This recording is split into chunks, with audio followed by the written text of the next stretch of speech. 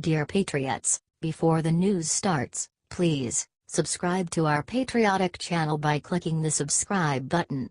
Give us a thumbs up to this video. Don't forget to leave your opinion below in the comments section. Share the news on Facebook and Twitter so you friends see it. Thank you.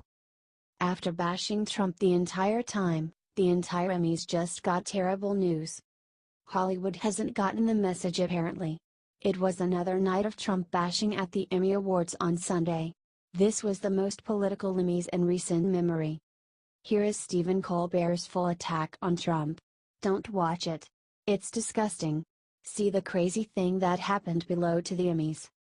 More Americans watched Sunday Night Football than the Emmys. Big surprise. According to The Hollywood Reporter, nobody watched the Emmys though. Adjustments could put the total audience ahead of the previous year's low, but the 8.2 overnight rating among metered market households is down another 2% from the previous year. That means that the final tally for the 2017 Emmys, hosted by Stephen Colbert on CBS, is on track to slip below the 11.3 million viewers, and a mere 2.8 rating among adults 18 to 49, that tuned in during 2016. These people are totally obsessed with him. Share this if you will never watch the Emmys again. It's damn disgusting that all they can do is make it out about Trump. We need to send them a message.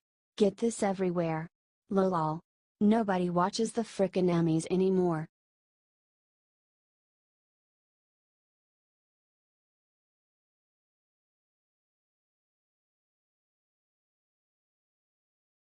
Kellyanne bites back. What she said about the Emmys is driving Hollywood insane. White House counselor Kellyanne Conway has been previewing Trump's performance in front of the United Nations and said that it would be awesome. It was. She repeated Trump's message and said that he would promote peace, sovereignty, and accountability. She then took apart the lame-ass Emmys. It is the sameness, Conway told the Fox and Friends host of the Emmy ceremonies focus on Trump. They got plucked and polished and some of them didn't eat for 2 months, all for what? To sound the same. She then said that celebrities should be entitled to their opinion. Conway did praise Sean Spicer and made fun of himself as the former of White House press secretary. Conway had this to say of Spicer. He is a man of good humor. This is something that folks in Hollywood often lack, which is introspection and good humor, she said. Share this everywhere if you agree with Kellyanne and didn't watch the crappy Emmys. Thanks for reading, y'all.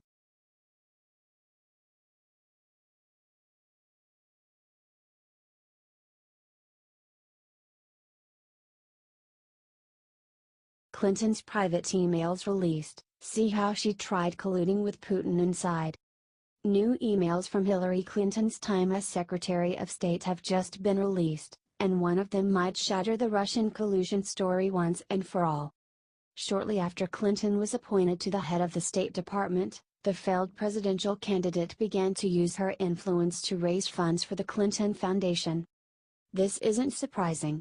After all, she didn't get the nickname Crooked Hillary for nothing. But the individuals she targeted are surprising. Among the world leaders Clinton solicited for money was Vladimir Putin. According to the Daily Wire, Clinton Foundation Director of Foreign Policy Amitabh Desai invited Putin and several other prominent members of the Russian government to a gala being hosted by Clinton's charitable foundation. This may not be shocking at face value, considering Clinton's role required her to work with the Kremlin, but the Clinton Foundation is completely separate from state business. Or it should be. Clinton has long been accused of using the foundation as a way to personally profit from her public role. If you paid money, you got Clinton's attention. If not, you were ignored. Clinton has accused the Trump campaign of collusion with the Russian government for almost a year now. Meanwhile, she excused her own dealings with the Kremlin because they were done on official business. But this development blows that narrative up completely. Her involvement with the Kremlin wasn't limited to the State Department. She was dealing with them privately and asking them for cash. And Trump was the one who was colluding? Yeah, right.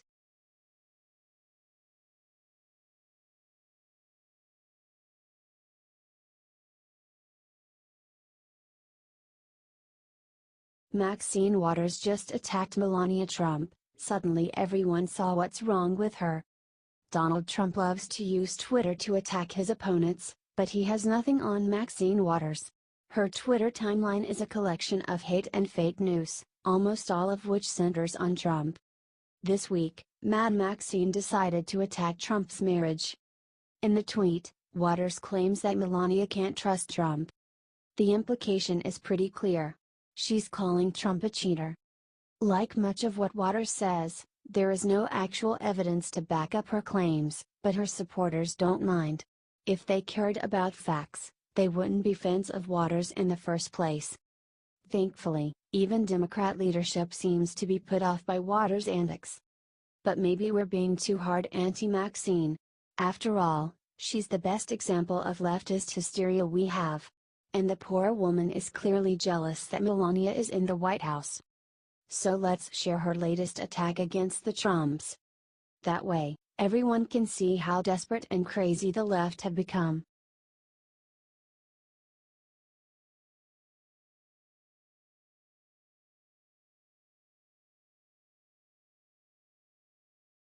Right before UN speech, Trump dropped a little surprise right on Kim's doorstep.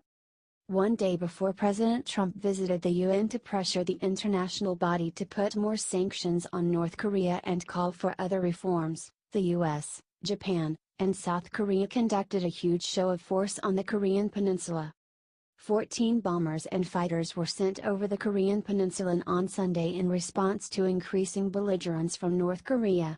The Pentagon sent 2 Air Force B-1B bombers and 4 Marine Corps F-35B fighters in a coordinated flight with 4 South Korean F-15K fights and 4 F-2 Japanese fighters, according to the Washington Post. The planes used live bombs in a training ground in South Korea, only dozens of miles from the border with North Korea.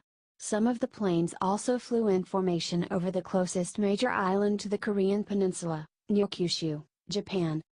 U.S. Ambassador to the UN Nikki Haley, along with several other top Trump administration officials, has repeatedly warned North Korea that military options will be considered if the country continues to escalate hostilities in the region, saying in an interview with CNN on Sunday. If North Korea keeps on with this reckless behavior, if the United States has to defend itself or defend its allies in any way, North Korea will be destroyed. This most recent display of force, using live bombs with our 2 closest allies in the region, sends a strong message to Kim Jong-un: we mean what we say, and we will defend world peace against this despotic nuclear regime at all and any cost. Check out President Trump's UN speech here.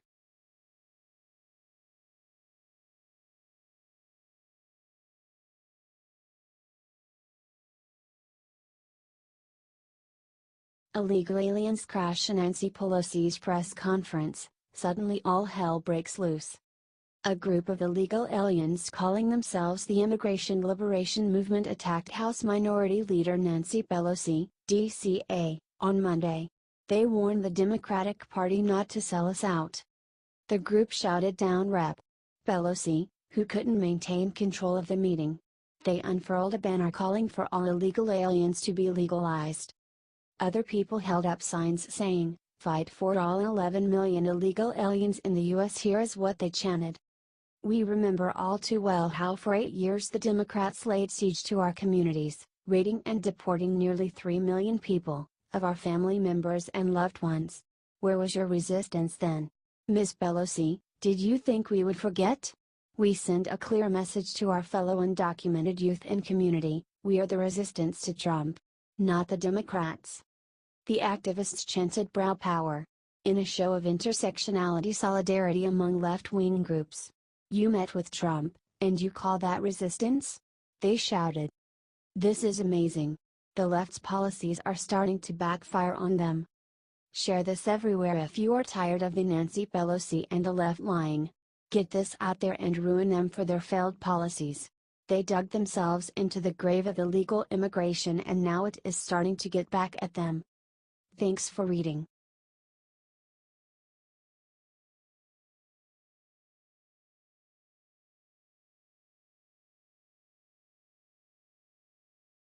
Moments after Sean Spicer went on the Emmys, he sent a special message that Trump needs to see. Ever since Sean Spicer showed up at the Emmys Awards show last night, everyone has been wondering, whose side is he on?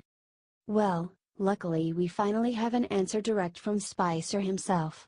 In an interview with the New York Times done almost immediately after his surprise appearance, Spicer said he was 100% absolutely not there to make fun of President Trump.